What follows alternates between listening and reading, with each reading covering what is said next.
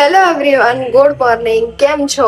તો ફરીથી સ્વાગત છે તમારું આજના મારા નવા વિડીયોમાં. તો આજે શનિવાર છે અને મારી છે ને થોડી તબિયત ખરાબ થઈ ગઈ. ગળામાં ખબર નહીં દુખતું નથી, પણ આમ કઈ રીતે કહું કે આમ નહીં કેતા બળતરા જેવું થાય છે. તો આજે છે ને આપણે ઘરે કોઈ નથી, ઘરે વૈભવ જ છે ખાલી, અને હું છું. અને આજે આખો ઘરનું કામ બાકી છે. હજુ તો ઢગલો વાસણ પડ્યા છે, ઢગલો કપડા છે. અને આજે છે ને ખેતરમાં કામ કરવા વાળા આવવાના હતા, તો દાળ ભાત મૂકવાના હતા, તો મેં દાળ ભાત મૂકી દીધા છે. અને આજે છે ને આપણે રસોડાનો એક ભાગ સાફ કરવાનો છે, જે હું તમને બતાવું. ચલો, તો જો આપડા છે ને આ દાળ ભાત મૂકી દીધા છે. અને જો એક દિવસ છે ને મેં આ ભાગ સાફ કર્યો હતો, જ્યાંથી બધી વધારાની વસ્તુ લઈ લીધી છે. અને હવે છે ને આજે રસોડાનો આ ભાગ સાફ કરવાનો છે. જુઓ કેટલો અસ્તવ્યસ્ત અને ખરાબ લાગે છે.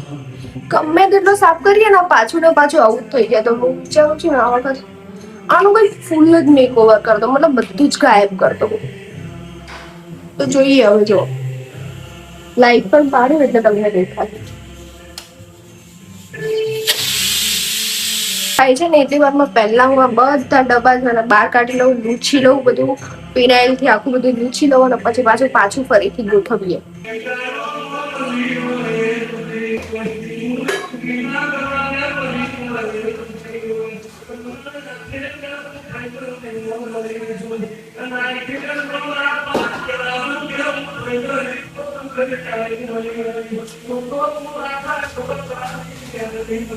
મેં છે ને બધા ડબ્બા નીકાળી દીધા છે. ઉપર તો મને પહોંચ્યા એમ નથી, પણ હવે આ વાળું ખાનું સાફ કરી ફિનાઇલ થી પોતું મારી આ વાળા ઉપર ટ્રાન્સફર કરી દેવાના. આ સાફ કરી પાછા આ જે કાઢ્યા એ બધા ઉપર સાફ કરી દેવાના. એવી રીતે કરવાનું છે. જો ભાઈ બહુ જ અથાગ પ્રયત્નોથી ફાઇનલી આપણે સાફ કરી દીધું. હજુ કચરા ને એવું બધું બાકી છે. જો કેટલું ખરાબ નીકળ્યું છે ને આ બધો વધારાનો સામાન પણ.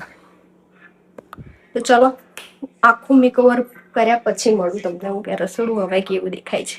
તો અમે છે ને કચરા કાઢી લીધા છે ને આજે જોવાની હાલત. અહીંયા અમારે ચા પણ ઢોળાઈ હતી, અને રસોડું પણ મોસ્ટ ઓફલી સાફ થઈ ગયું છે. ખાલી હવે નીચે પોતું મારવાનું બાકી છે.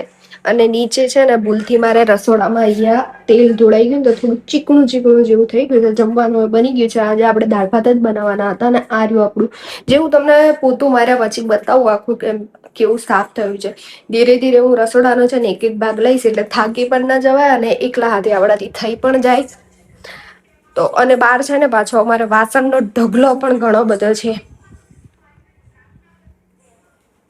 અને પોતું મારવા માટે છે ને મેં આજે ગરમ પાણી કાઢ્યું છે, કારણ કે બહુ ચીકણાટ છે ને. એટલે જો આ વાસણનો ઢગલો, આ કપડા એ બાકી છે, કારણ કે આજે હું એકલી જ છું. એટલે પણ ચલો કઈ નહીં, ફટાફટ કરી લઈએ અને પછી હું તમને પાછી મળું. એમ મસ્ત નાઈ લીધું છે, આખા ઘરનું કામ પણ થઈ ગયું છે. જુઓ એકદમ ક્લીન કરી દીધું છે, અને આપણું રસોડું પણ જો એકદમ ક્લીન કરી દીધું છે. અને હું આવી છું જમવા, પણ એની પહેલા હું તમને બતાવું કે મેં જે એક ખાનું સાફ કર્યું ને રસોડાનું, એ કેવું કર્યું છે ને કે હવે કેવું લાગે છે. જો અહીંયા જે નીચે વધારાનો સામાન હતો ને એ બધો લઈ લીધો, કેમ કે જો આ કેવું થઈ ગયું હતું નીચે. તો કંઈક આવી રીતનું કરી દીધું છે.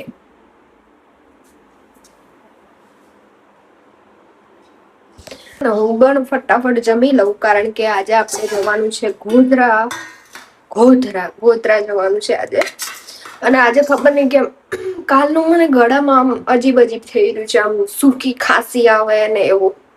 તો મને એવું લાગે છે કે વધારે ખાંસી આવે, ઢોહો થઈ જાય, એમ કહીએ ને ઢોહો થઈ જાય, એવું થાય. એની પહેલા એકવાર ડોક્ટરને બતાવી જોઈશ.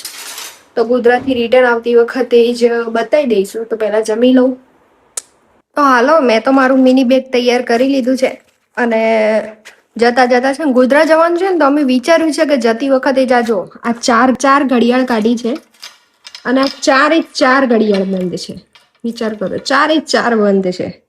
તો અમે વિચાર્યું ને કે જતી વખતે લુણાવાડા મૂકતા જઈશું. વધારેમાં વધારે આના છે ને સેલ જ બગડ્યા છે, વધારે કઈ ખરાબ નહીં થયું હોય તો મૂકતા જઈશું અને રિટર્નમાં લેતા જઈશું. તો ચલો આને પણ મૂકી દઈએ સાથે.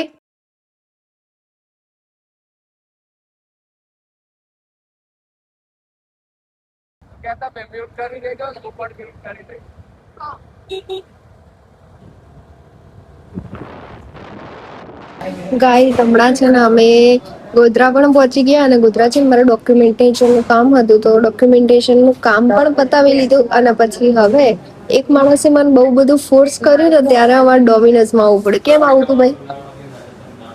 ગાઈઝ આમાં એવું છે ને કે જ્યારે મારે ઉપવાસ હોય ને ત્યારે જ આને બહાર ખાવાનો વારો આવે એટલે મેં એને બોલ્યું ને તો એને ખોટું લાગી ગયું. મેં કીધું જ ને એ વ્યક્તિ મને સામેથી પૂછ્યું કઈ ખાવું છે મેં કીધું ના જોઈએ એમ તો પછી ડાયરેક્ટ જ એવું કહેવા લાગ્યો કે મારે શનિવાર હોય એટલે જ તારે ખાવું હોય ને આમ ને તેમ ને પણ હતું એવું ને કે મારું ડોક્યુમેન્ટેશન નું કામ પતી ગયું ને ભાઈનું 1 કલાકનું કામ હતું અને એની માટે અમને કંઈક વેઇટ તો કરવો પડે ને ક્યાંક એટલા માટે મને એવું પૂછ્યું કે ભાઈ તારે ખાવું છે કે નહીં પણ જોવો ને ચાલાકી ભાઈની શું કેવું છે તમારું તો ફટાફટ પિઝા ઓર્ડર કરીશ. કયો પિઝા ઓર્ડર કર્યો છે? પનીર પનીર ખાલી પનીર તંદૂરી પનીર તંદૂરી નો પિઝાનો ઓર્ડર કર્યો છે. મેં કીધું ભાઈ આ પિઝામાં આટલા પૈસા નાખી એટલે આમ તો 2-3 દિવસની શાકભાજી લઈને ઘેર જવાય. ચીંગુસ મારો શું કીધું? ચીંગુસ મારો. તો ગાઈસ આપણો પિઝા તો આવી ગયો છે પણ પનીરની બળેલી સ્મેલ આવે છે. હાથમાં પનીર બળી ગયું છે કમ્પ્લીટ છે.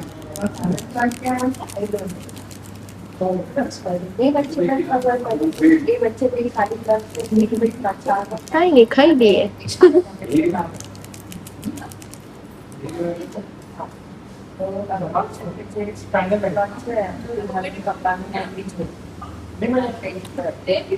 ટેસ્ટ કરીને કે કેવો છે? પણ હાથમાં બળી ગયેલી સ્મેલ આવે છે. બહુ બળી ગયેલી સ્મેલ આવે છે. એ તો આવે જગ્યા બળતી નહીં પનીર તો બળી ગયું હે પણ તું ના બળી જાય. બહુ ગરમ છે ખવાય નહીં.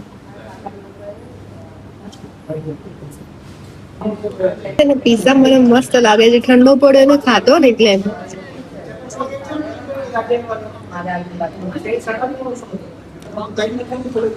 ટેસ્ટી છે. તો ફાઇનલી ઘરે આવી ગયા છીએ અને હું આવીને થોડી વાર આરામ કર્યો. મેં કીધું ઊંઘવું પડશે થોડી વાર મતલબ એમને સુઈ રહી થોડી વાર અને હાલ જ હવે હાથ પગને એવું ધોઈ લીધું ને હવે પાછા લાગી જઈએ આપણા કામ પર. તો હું તમને થોડી વાર રહીને મળું. મમ્મીને આવી ગયા હતા તો આપણે ચા પી લીધી છે અને હવે આપણે તૈયારી કરવાની છે સાંજના જમવાનું બનાવવાની. તો જેની માટે મેં લોટ બાંધી લીધો છે અને હવે રોટલી છે ને હું મસ્ત બહાર બેસીને કરીશ જો ખુલ્લામાં છે ને બાકી એક નંબર વાતાવરણ. હવે અહીંયા બેસીને ફટાફટ આપણી રોટલી બનાવી દઈએ અને શાક મમ્મી બનાવી દેશે એટલે ફટાફટ આપણું જમવાનું પૂરું. સી આજે એક નમૂના એ છે ને ચોટી વાળી છે. શું વાળી છે? કેવો લાગે છે?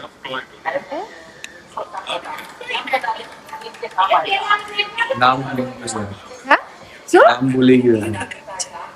ના તમે છે ને કોમેન્ટ કરીને એવું કહો કે વાળ કપાઈ નાખે. મિસ્ટર જાન યુ નો મિસ્ટર જાન.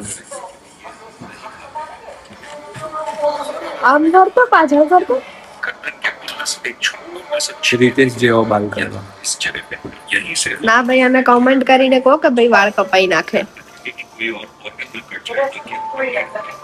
ચાલો બધાડો મારે વારી છે. મારી વારી છે તેલ લખાવાની. अभी मेरी बारी है तेल लगाने की.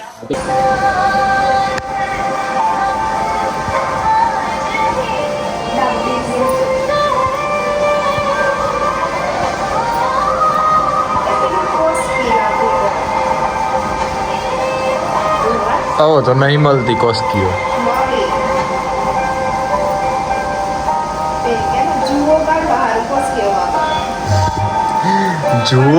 જુઓ અને લીખો.